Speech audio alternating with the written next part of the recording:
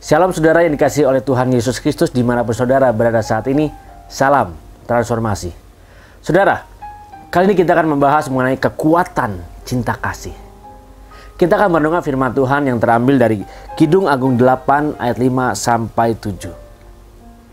Ayat 5 berkata, "Siapakah dia yang muncul dari padang gurun, yang bersandar pada kekasihnya? Di bawah pohon apel kubangunkan engkau. Di sanalah ibumu telah mengandung engkau. Di sanalah ia mengandung dan melahirkan engkau.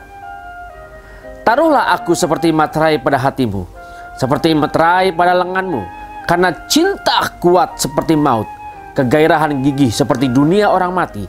Nyalanya adalah nyala api, seperti nyala api Tuhan. Air yang banyak tak dapat memadamkan cinta. Sungai-sungai tak dapat menghanyutkannya. Sekalipun orang memberi segala harta benda, rumahnya untuk cinta, namun ia pasti akan dihina." Saudara yang dikasih, ayat ini jelas mengatakan bahwa cinta begitu penting. Cinta begitu memiliki suatu kekuatan yang luar biasa. Di dalam kehidupan kita menjalani kehidupan, banyak masalah, banyak tantangan, banyak cobaan. Ada yang tantangannya, ada yang masalahnya besar. Ada yang ketika masalahnya besar, seseorang sanggup untuk mengatasi masalah-masalah tersebut. Ketika dia menghadapi masalah yang begitu besar, dia mengatasinya karena di dalam dirinya, di dalam hatinya, dia memiliki suatu cinta yang luar biasa. Saudara, banyak juga dari saudara atau mungkin dari teman-teman kita yang menghadapi masalah yang mungkin tidak begitu besar, masalahnya ringan-ringan saja. Tetapi ketika dia menghadapi masalah-masalah tersebut, banyak mengeluh, banyak komplain. Dia tidak terima atas masalah yang menghadapi dalam kehidupannya.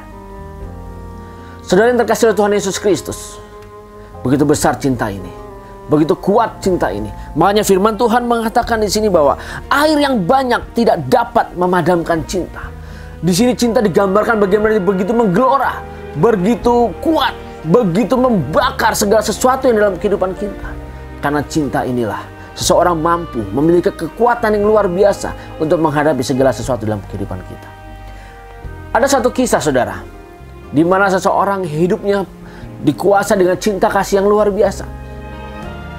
Ketika orang tersebut meninggal, orang-orang yang ada sekelilingnya, yang ada di sekitarnya berpikir jelas, pasti orang ini akan masuk langsung di dalam kerajaan surga. Tetapi sayangnya, kisah ini menceritakan bahwa ketika dia masuk ke dalam kerajaan surga, untuk masuk di sana, malaikat di sana berusaha untuk memeriksa dan melakukan kesalahan. Tidak ada nama orang tersebut di dalam kitab kehidupan di sana. Tidak tercatat namanya. Ketika siapapun dari kita, saudara, tidak tercatat namanya dalam kitab kehidupan, otomatis kita akan dikirimkan suatu tempat yang berbeda daripada kerajaan surga. Dan tempat itu sudah jelas, kita ketahui semua bahwa tempat itu adalah neraka. Orang tersebut dikirimnya ke dalam neraka. Dia diletakkan di sana. Dan ketika dia di sana, otomatis itu adalah suatu kehidupan yang kekal, yang tidak pernah bisa diubah lagi. Sayangnya, di dalam neraka tidak diperiksa lagi orang tersebut, tidak diperiksa lagi historinya, dan dia langsung masuk di sana. Ketika dia masuk di sana, dia bergabung dengan orang-orang yang ada di sana, dia bergabung dengan yang lain yang ada di tempat itu.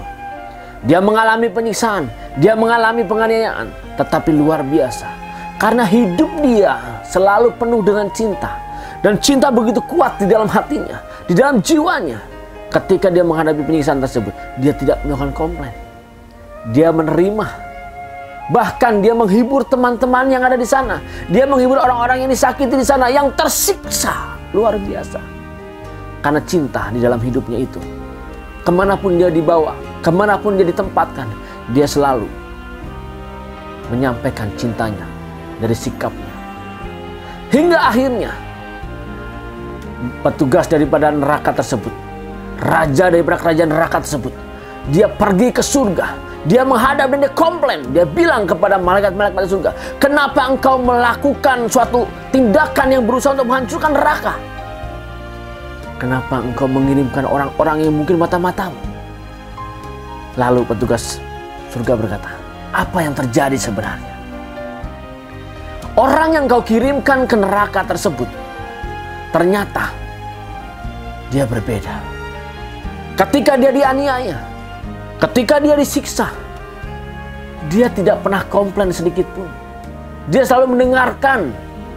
Bahkan ketika ada orang-orang yang sedang disiksa, dia menghiburnya. Dia berjana menyatakan bagaimana cinta kasih dalam kehidupan yang terus mengalir. Tidak pernah ada yang bisa memadamkannya. Tidak ada yang pernah bisa mengalahkannya. Bahkan api neraka pun membuat cinta itu tetap berkobar. Membuat cinta kasihnya itu tetap bersemangat untuk menyampaikan kepada yang lain-lainnya. Sehingga orang-orang yang ada sekitar dia, yang mengalami penyiksaan di neraka, mereka berubah. Sehingga mereka akhirnya sering merangkul, menghibur, mereka saling dengar-dengaran, mereka saling mengasihi yang lainnya. Dan itu yang tidak diharapkan oleh Raja Neraka. Raja Neraka berkata, saya tidak menginginkan neraka seperti ini. Tetapi engkau mengirimkan orang yang mengubah menjadi orang-orang yang di sana seperti ini. Maka dari itu, saya mengembalikan orang ini dan kau terima kembali dalam kerajaan surga. Karena dia bukan neraka tempatnya. Saudara, bayangkan sampai Raja Neraka sendiri pun mengantarkan orang ini yang penuh dengan cinta, diantarkannya ke dalam kerajaan surga. Karena saudara, lihat cinta yang begitu bergelora dalam kehidupannya, yang begitu membara. Saudara dikasih oleh Tuhan Yesus Kristus. Di awal tahun ini, saya mengajak mari kita semua hiduplah dengan cinta yang begitu bergelora. Yesus sendiri sudah memberikan contoh kepada kita. Ketika semua manusia tidak mau dengar-dengaran kepada Tuhan, ketika manusia selalu hidup di dalam dosa, ketika manusia hanya berpikir bahwa pikirannya sendiri yang benar, dia tidak mau mengindahkan firman Tuhan, manusia tidak bisa diselamatkan. Yesus datang ke dunia sama seperti kita menjadi manusia. Dia tahu manusia banyak berdosa, dia tahu manusia banyak membangkang terhadap Tuhan. Ketika Yesus datang ke dunia, dia tidak mencari kesalahan manusia, tetapi dia menyatakan bahwa dialah kasih, dialah cinta tersebut. Dia menyatakan bahwa kasih itulah Yesus sendiri. Dia tidak mencari-cari kesalahan orang lain. Dia tidak menuding dan menuduh dan menghakimi siapapun juga, saudara. Baik saudara semua saat ini, Tuhan Yesus tidak menghakimimu, tapi dia menyatakan bahwa dialah cinta itu, dialah kasih itu. Karena kasihnya yang begitu membara, yang bergelora, yang berasal dari dirinya, dia rela berikan hidupnya untuk disalibkan, menggantikan saudara dan menggantikan saya. Hanya satu tujuan dia. Dia ingin bahwa kita menerima kehadirannya. Kita menerima bahwa Yesuslah sebagai Tuhan dan Juru Selamat kita. Sehingga dalam hidup kita ada rohnya. Dan cintanya hidup dalam diri kita. Karena Yesus itulah kasih. Sehingga Yesus itu hidup dalam diri kita. Dalam hidup diri saudara. Ketika Yesus nyata dalam kehidupan saudara, otomatis cintanya begitu besar. Sehingga dalam kehidupan kita yang mendatang, tidak perlu kita menghakimi orang lain.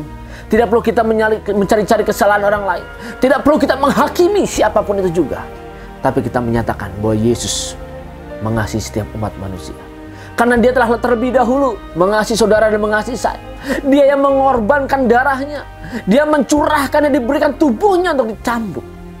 Dengan tujuan saudara dan saya diselamatkan. Ketika kita percaya Yesus sebagai Tuhan dan Juru Selamat, dia selamatkan kita. Dia sucikan hidupmu. Dia tebus segala dosa-dosamu. Dia rela mati di kayu salib. Hanya untuk kita semua selamat. Dan dia berharap saudara dan saya hidup di dalamnya. Di dalam Yesus Kristus. Ketika kita hidup di dalam Yesus Kristus, otomatis kasih yang adalah Yesus itu tinggal di dalam kita. Sehingga dalam kehidupan kita, kita selalu menyatakan cintanya Tuhan. Mari saudara, di awal tahun ini, mari kita hidup ke depan dengan penuh cinta. Nyatakan Yesus dalam diri kita. Karena cinta kasih itu punya satu kekuatan yang luar biasa. Hiduplah dalam cinta Yesus Kristus. Tuhan Yesus Kristus memberkati. Salam transformasi.